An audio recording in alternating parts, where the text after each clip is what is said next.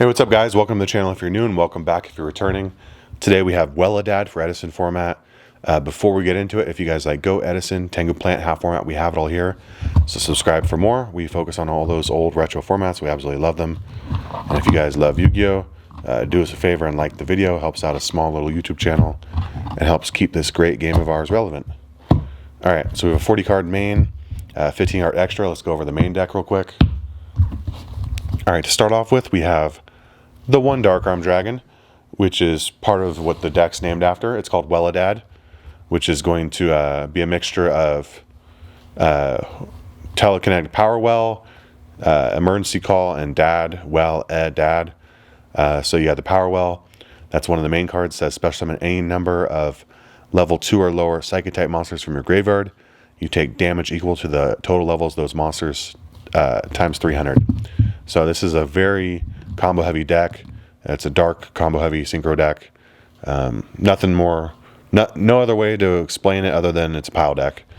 All right, so we have the Dad, the Gores, Caius, Songen, Necrogardna, Greffer, and Armageddonite. These two guys, we're essentially play them at 2 copies of each because we're playing Rhoda. And then these are just generically really good darks in the format. Can't really say much more about them, just very good cards. Next up we have the, move these up. Next up we have the Krebins. We're playing 3 of them, Krebins, however you say it. He's a level 2 dark attribute, psychic tuner. So he is an E-Tele target, and he also is a Telekinetic Powerwell target. He has a decent effect that says when this card is targeted as an attack, you can pay 800 life points to negate the attack. So he is going to be, how I like to see it is, I see him as like the Deep Sea Diva of the deck. You can either play a Diva that summons out more Divas, which are level 2 tuners, or you can play this with Telekinetic Powerwell and E-Tele. Very similar in how they enable combos in the deck. But he has the quick play spells, which some people like a little more, that don't require a normal summon, which I could see that. I could see the power behind that. And he's also dark, whereas Deep Sea Diva is not a dark. So there's a reason why Welledad is actually a good deck. All right, next up we have the Zombie Engine, because zombies are actually some of the best darks. We have one Zombie Master. We have the non-dark Mizuki, but the rest of these are darks. We have Plague Spreader, Reaper, and 2 Goblin Zombie.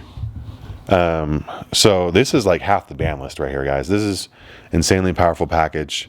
The fact that you can play zombies with this deck makes it a lot better. Goblin Zombie semi-limited, limited. So you can't play more than that. Zombie Master is the only one that's unlimited, but it doesn't make sense to play more than one. Yeah, I'm not going to go into the zombie package. It just helps enable combos. It's just really good. Next up, we have 2 Destiny Hero Malicious, the 1 Stratos and the 1 Ocean. This is going to be your hero package. The heroes are going to enable you to have things like Absolute Zero, which we can play because we play Future Fusion.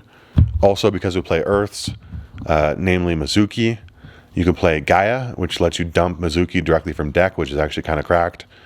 Being able to send a Malicious plus a Ocean is pretty good as well, if you need to do that combo. Yeah, just really nice. Usually it's going to be Ocean plus Mizuki, and then you can go into Gaia.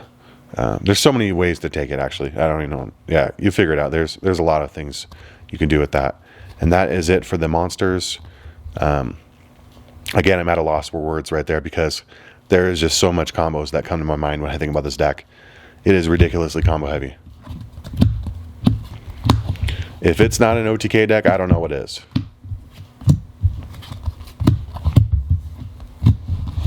It's really hard to FTK in Edison format. Unless you're playing that Exodia deck that draws the whole deck at once, but OTK, we can definitely make that happen. A couple turns to set up. All right, for the spells, we have 1 Allure of Darkness, 1 E-Tele, crazy powerful cards. E-Tele, very powerful. Speaking of very powerful, we have Future Fusion, Foolish Burial, Burial for Different Dimension, Rhoda, Brain Con, Mind Control, Heavy, MST. Literally every card I've placed on the mat is limited to 1. Just really powerful staples that this deck can take control of. I think when I'm looking at Dueling Book and I filter by Edison format, the whole page is virtually all limited cards, except for like Zombie Master and this card. Yeah, it's crazy. Phoenix Wind Blast, which we'll come to in a second. Yeah, there's very few cards that aren't on the the ban list, which like the limited or semi-limited list, I mean. All right, so the 2 Teleconnect Powerwell. Obviously, I said that's such a powerful card. Summons out as many Krebins from your graveyard as possible. Get you a bunch of tuners. Just phenomenal. For the traps, playing 1 Mirror Force, 1 Solemn. We got Call of the Haunted, Torrential, Dust Shoot. Because we banish so much, return for different dimension is absolutely crazy. Again, we OTK like nobody's business. This card is phenomenal. And then because we play so many cards that want to be in the graveyard, instead of playing D-Prison defensively, we're opting for Phoenix Wind Blast. This will let you put Darks in the graveyard for Dad. It'll let you ditch Necrogardener. It'll let you ditch Mizuki, Plague Spreader. It'll let you ditch Malicious. It'll let you ditch a hero for... no, we're not playing Future Fusion. What am I talking about? But if we were, it would.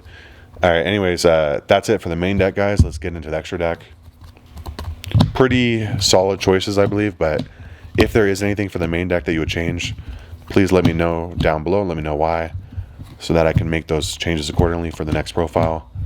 This is a community project, so I'm taking the hive mind, and it's my mission to make the best decks possible, just generically. No spicy text, nothing crazy off the wall, just vanilla goodness, so that people can take the decks and then, cater it to their own locals or their own meta based on the decks that their friends play. I don't want to steer you in the wrong direction by playing a spicy card that only works at my locals or whatever. All right, next up we have the extra deck. We have our level 5s. We have Catastor and Android. We got 6s. We got Goyo and Brionic. Brionic is crazy in this deck. Being able to ditch cards to the graveyard helps enable so many combos. Be able to clear cards while you're at it to go in for game. Just a crazy card. Because we play Plague Spreader, we play Doomkaiser and Revive King Hades. It's really good for us. Generically, we have a level 7. We have Black Rose. Phenomenal card, limited to 1. Next up, we have Stardust, Thought Ruler, Colossal. Those are going to be our generic level 8s. And then because we play a lot of Darks, we play Dark End Dragon. Mistworm for our level 9. And that is it for the Synchros. We do have some fusions. We're playing the 1 Absolute Zero. The 1 Gaia. Remember what I said about Mizuki? Phenomenal that Mizuki is actually an Earth. He doesn't help our Dark strategy, but the fact that he's Earth, you can get a Gaia and get him with Future Fusion. That's crazy. That's good. And Absolute Zero, obviously he's an absolute problem. That card is crazy as well. So being able to play Future Fusion in this deck just feels very nice. And then lastly, Chimera Tech Fortress Dragon. Just being able to sack those machine decks feels really good. And that is it, guys. If you have any changes, please let me know. Again, if you like Goat, Edison, Tengu Plant, or Hat Format, we have it all here. So subscribe for more, and peace out.